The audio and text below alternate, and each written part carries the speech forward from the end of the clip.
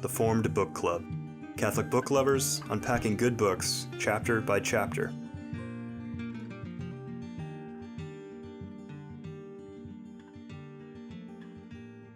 Welcome to the Formed Book Club. We continue to discuss the drama of Atheist Humanism by Lubac.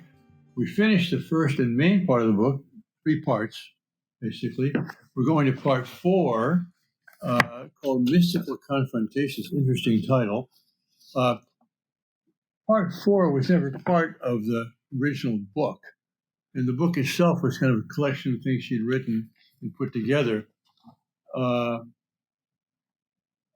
It'd be interesting to perhaps go quickly over this, but I don't think we can, because in part 4, chapter 1, which is the search for a new man, you'll notice that unlike the other chapters previously, there's not even any footnotes, because he's really speaking himself, and it's so profound, it's so beautiful that I just want to spend time on that. Joseph, take us forward. Okay, well, I agree with you. There's so much in this which is really rich and worthy of our attention. So I don't see any real point in rushing. So actually, my first comments are on the introductory couple of pages before chapter 1 begins for real, so to speak.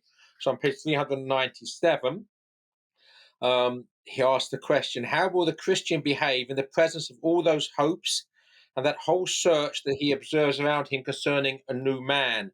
So obviously this book so far has looked at the various philosophies of the 19th century, various forms of atheist humanism that have sought a new society and a new humanism and a new man. Well, how should Christians respond?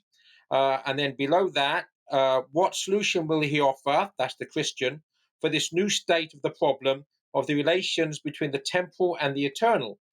In 1,000 forms with respect to 1,000 subjects, the question is being posed everywhere today, provoking 2 antagonistic answers: optimism or pessimism, social action or eschatological expectation. In other words, reform and revolution in terms of society, that's the optimistic view, progressing towards the new society, the new man, or eschatological expectation, it's the end of the world.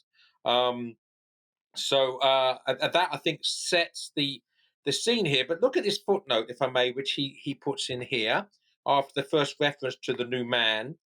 Since the time these pages were written, this expression, the new man, has been used increasingly in certain countries as a politico-spiritual slogan and a pretext for religious persecution. It has entered into the language of certain Christian circles with a meaning completely different from that given in Christian revelation. So again, obviously he's writing this. This is written a bit later. I think you probably know this more than me, but this is talking about a lecture he gave in 1947, which was, of course, just after the defeat of the Nazis, but with also the radical expansion of Marxism through the establishment of the Eastern Bloc following the Yalta Agreement, and on the brink, of course, of the revolution in China, which would develop another large chunk of the world into the search and the quest for the new man. But maybe, Father, you know when this, because it got 1983 in brackets then at the bottom of the footnote. When was this part written? Do you know? When was what? This part, these words I've just read, when were they written by the Lubac? Because they appear to be later. Well, I don't know what the 983 means, but I mean, this was done in 1947, this part of the new man. Okay. It's just that the footnote references 1983 there, which confused me. It is confusing. But he says at the top, quote, the search for the new man, unquote, develops a lecture I was asked to give at Semaine Sociale in Paris 1947. But so then maybe he revised it later. Right, because 1949 is mentioned in the footnote that begins on 398 and spills over to 399. So, and other works that are even later. So it could have been something that he worked on over time, beginning in 1947. Which is characteristic of him. He'll give a talk, and that gets printed out, and he'll start to make notes on it and put in other quotes, and then he'll make a little article out of it and then a book out of it. So it's possible. I don't know the genesis of this thing. When did he die, Father? He died in 1991. Okay, yeah. So this could have been these introductory comments at least could have been written in 1980, in the early 80s, perhaps. Also, as a general remark, he takes Marxism as a theoretical philosophical position very seriously. Oh, And I yeah. think in America, we're never so theoretical. And also, Marxism seems like it's a fringe element that we see in universities and whatever.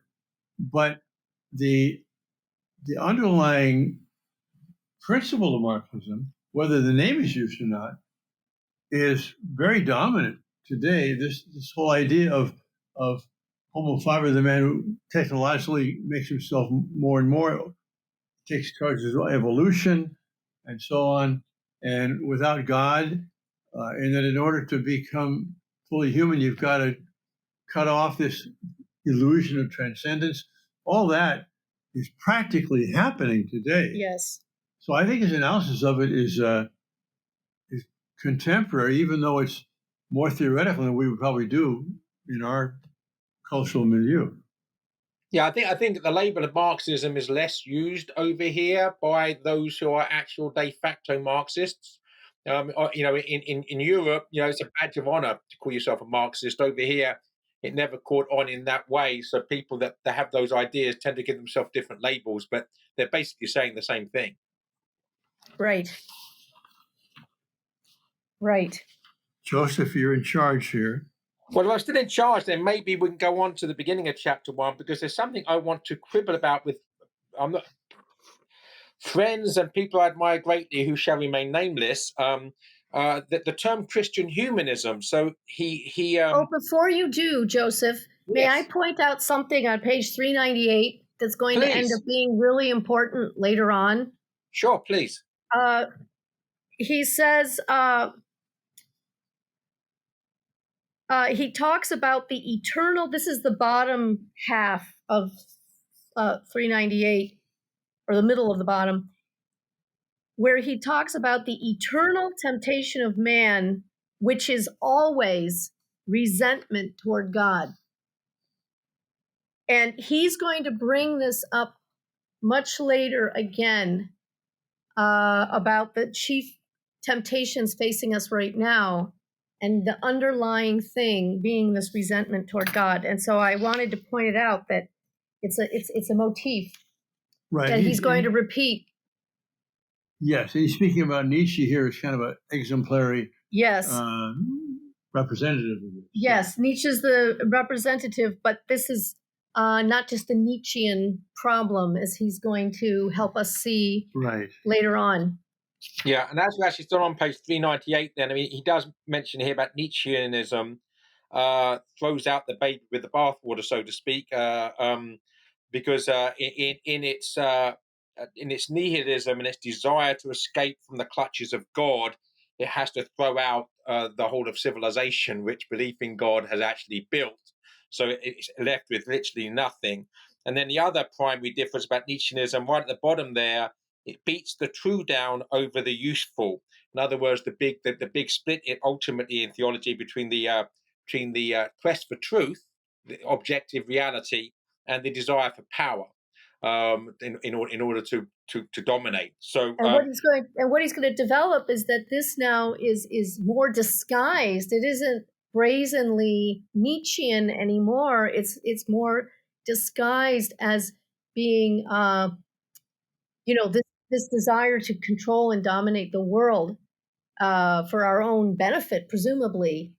You can't kind of do that unless there's already a beginning resentment, if you will, toward the way things are. And to have the discernment between which of those things we may actually struggle against to make our lives better, and which of those are actually being itself that you're struggling against. And so it becomes more nuanced in our own time. How many people run around quoting Nietzsche? Some do. But a lot of people simply talk like him, even though they might not even know anything about him. Right. In the middle of page 398, referring to Nietzsche's nihilism, he says it can be instructive to observe at close range in a privileged case just where this deadly decision leads. And so the whole point here is that Nietzsche's a kind of a extreme example. But once you see what he's thinking, what he's doing, all of a sudden you realize, hey, wait a minute, this is being unsaid or done in a subtle way, but it's the same principle. It's the same temptation. Yeah. Yeah, and many people, I think, have sort of accepted a Nietzschean way of seeing things without even knowing that that's what they're doing, because it's sort of the air that we breathe, so to speak. So, yeah, moving on to page 399, I must confess that I have always been a little bit uneasy with the term Christian humanism, and I have friends who are very emphatic about their championing of it. So I was intrigued here at the beginning of this and what de Lubac has to say. It is a question of knowing if there is a Christian humanism. More than one Christian contests it, and for serious reasons. Either this expression risks suggesting that Christianity would come merely to crown a humanism already wholly constituted without it, or one is anxious to recall that the essential object of revelation is not man but God, and that the Christian must seek God, not himself. And eternal life is this, to know you, the one true God. And then a footnote there, Jacques de Saussure, writing in À l'école de Calvin, it is, quote, it is being faithful to the Christian experience to begin by talking of God in order then to descend to man. And this is really my position. I've always been uneasy with Alexander Pope's famous maxim that the best study of man is man. It seems to me that the best study of man is the creator of man. And you begin with theology and you get your anthropology from the theology and not the other way around. So that's why I sort of, I was quite pleased to see de Lubac discussing this in this way. Well, it's a famous statement, too, from Gaudium et Spes in Vatican II, which John Paul II picked up, that, the God-man reveals man to himself. It's through Christ that we find out who we really are. Well, and de Lubac here on 400, quoting St. Irenaeus, this famous line, Gloria Dei vivens homo, meaning the glory of God is man alive, meaning man as part of being. Man has no existence if there weren't already God. Exactly, and insofar as we know ourselves through the true man, who is Jesus Christ, so the revealed man. Right. So, but I think de Lubac is maybe perhaps a little more sympathetic with trying to define a Christian humanism, is if there's such a thing, only because so long as we don't misunderstand what it means, only because he would say that precisely what you just said, Joseph, man knows himself. In knowing God, he knows himself. And so, if anything, Christianity is the real humanism, the real the Christianity above everything else is the one that truly elevates man to his highest dignity.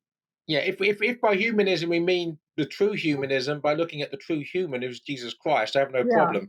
Of course, it's about how you define your terms. It's just that often when people use the word Christian humanism, they're a bit blurred in exactly to what extent they are humanist in the broader non-Christian sense, and they're trying to sort of append that to Christianity, which I think is doing things the wrong way around.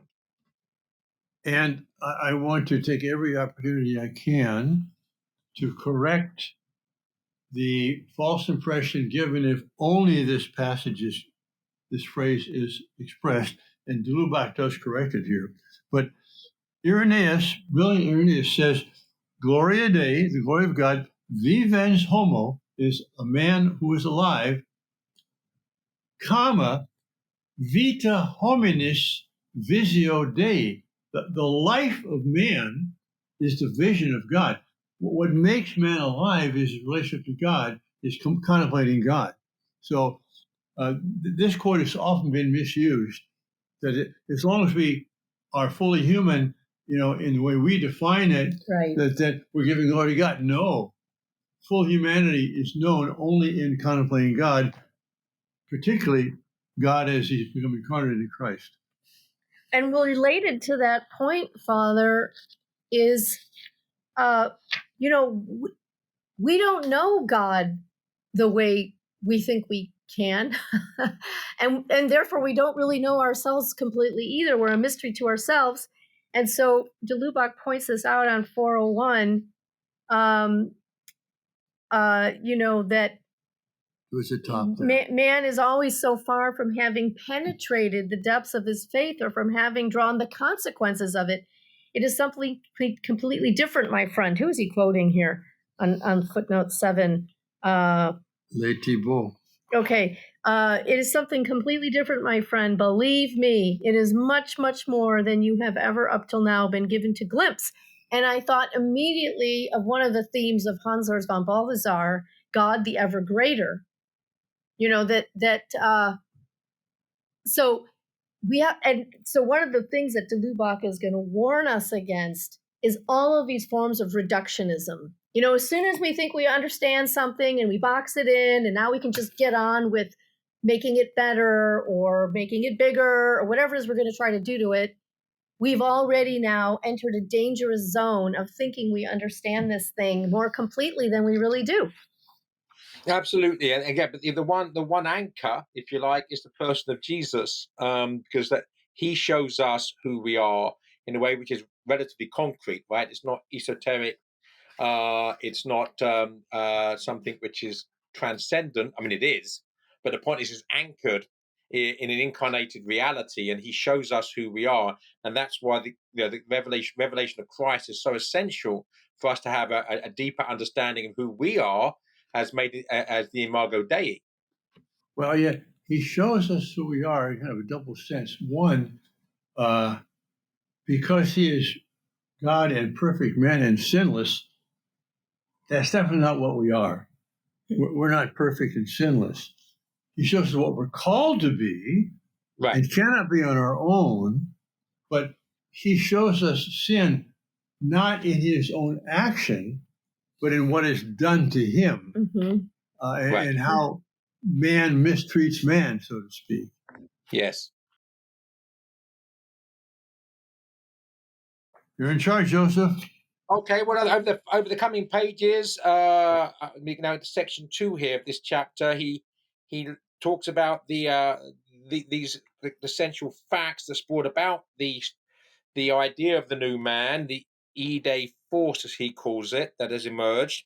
And the first of these, at the bottom of page 403, is faith in science. And the second is how this faith in science is then put to use, what he calls in the middle of page 405, operating science, which is completely oriented toward the possession of the world. So the faith in science, if you like, metamorphosing into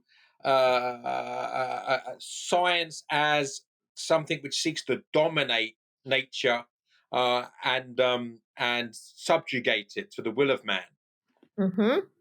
Mm-hmm. But we're going to see that he takes this idea of getting rid of transcendence and using man's intelligence to dominate nature and then eventually dominate man himself, saying that's not totally wrong.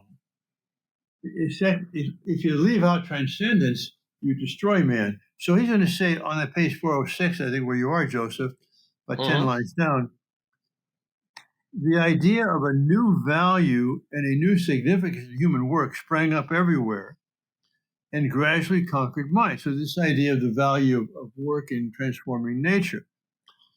In this, capitalism and socialism, those two great antagonistic forces were in agreement. Mm-hmm. They were like two faces of the same movement that carried away the entire century. A new type of civilization was conceived and began to be achieved, the industrial type of civilization, a civilization of work.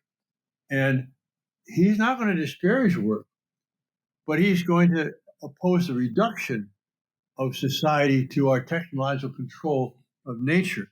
And then in the next paragraph, about 10 lines from the bottom, he says, to the transformation of nature, they thought, must thus be added the transformation of society. That is, if man is going to dominate nature for his own purposes, well, he can also then construct a system, construct a society which serves his own purposes. Right. And that is his third point.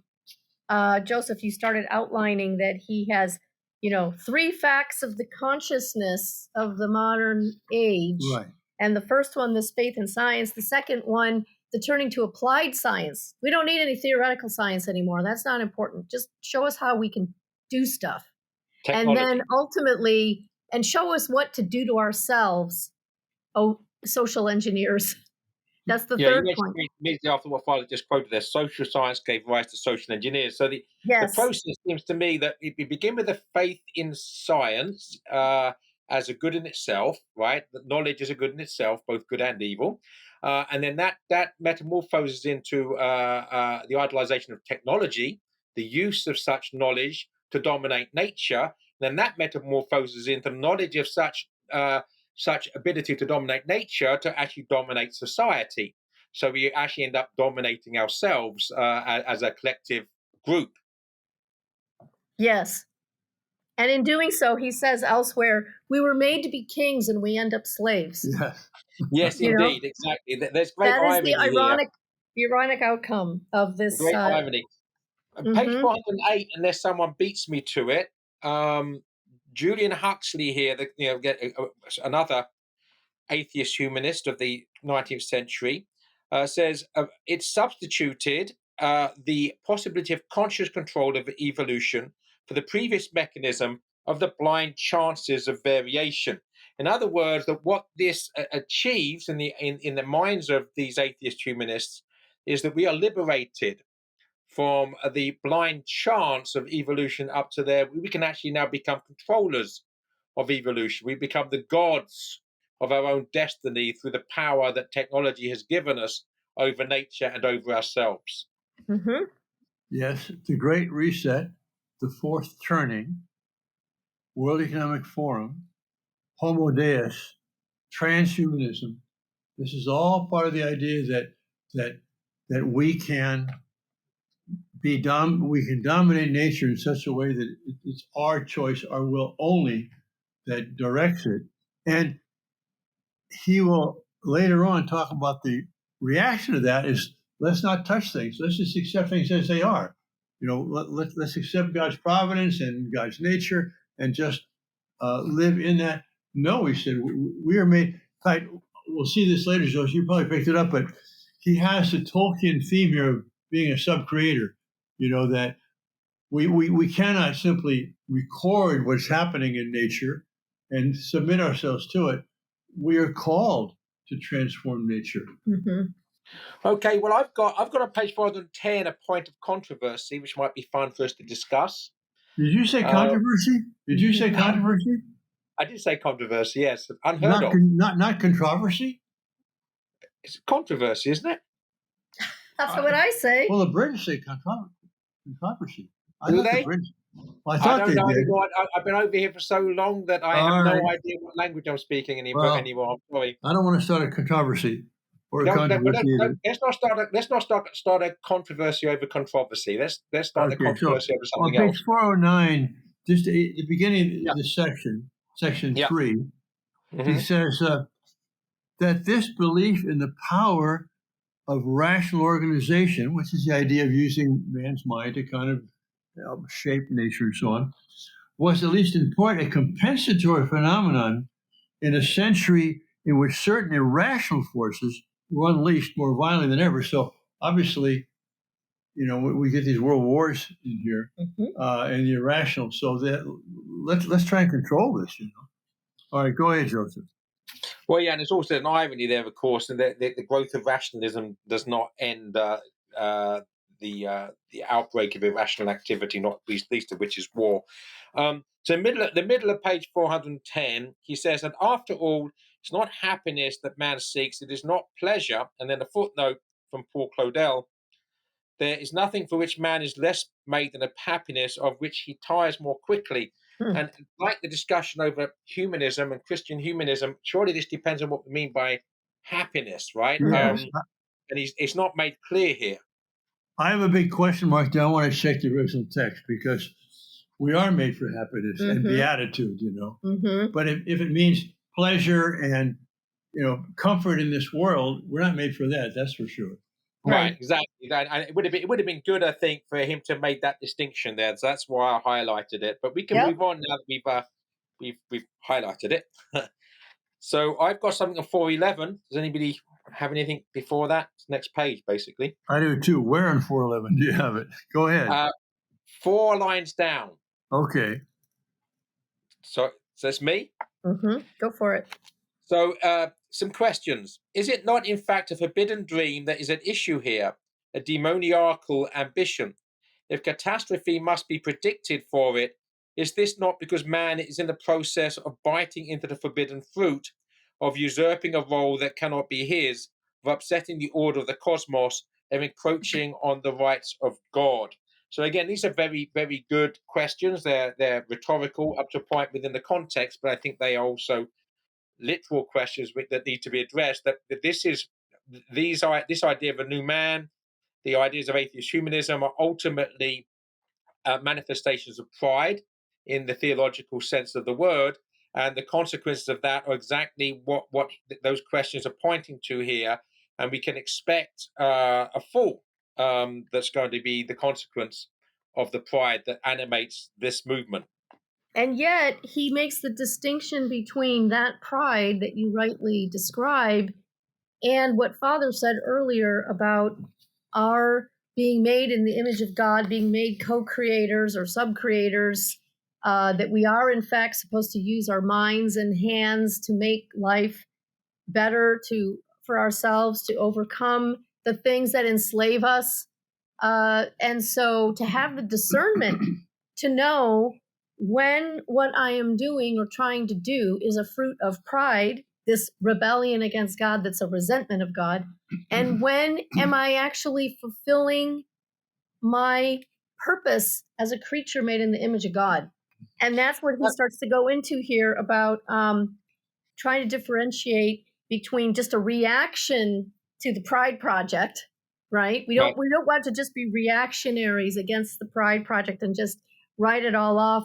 As he says, it is scarcely more than, with some, it is scarcely more than a reflex of timidity or nostalgia for the forms of life and culture whose undeniable charm have vanished forever from our eyes. Through the effects of a retrospective illusion, the price paid for these forms of life is often forgotten. Yeah, that I agree. He's sort of making a cautionary nod in the direction of a blithe and bland romanticism. Right. And I agree with that. It's really the choices between use and abuse, or should we say husbandry and domination, right? I mean, we Yes. have to work Yes. in harmony with God's gifts and not just abuse them. That's the real key here. And he sums it up in the following sentences to what you quoted, Vivian. With others, an exacerbated romanticism develops an opposition in principle to any technical civilization and substitutes for the outdated idol of progress the new idol of the curse of progress. Right. Right. Now, I mean, Joseph, I'm a fan, and I think he's a saint of J.R. Tolkien, but he didn't curse progress. But in Lord of the Rings, where are the mechanisms? Where are the cars and the airplanes and the Orthanc is the only place where you hear the clank of machinery, and that's because Saruman has gone on the wrong side. So, would you say that the Chesterton, Lord of the Rings, is submitting or falling into the what am I saying here? Temptation. What am I trying to say about temptation? When you fall into when you're tempted and you fall, what is that called? Sin. No, sin. But is he acquiescing to this temptation of rejection of all of technological culture? Yeah, I think that's a very good point. There's a section which you and I will be looking at in a couple of weeks when we're together again in Ave Maria, Florida, from his essay on fairy stories, where he talks about the building of car factories on the edge of Oxford and his being confronted by a student who thought this was progress, and Tolkien begged to differ. So, I think with Tolkien we are being confronted with someone whom, if we wanted to be uncharitable, we might condemn as being a neo-Luddite, one who cursed progress and curses machinery. I think what he's doing, because I'm an admirer of him and perhaps have the same tendency myself, I think it's a much needed corrective. Yeah.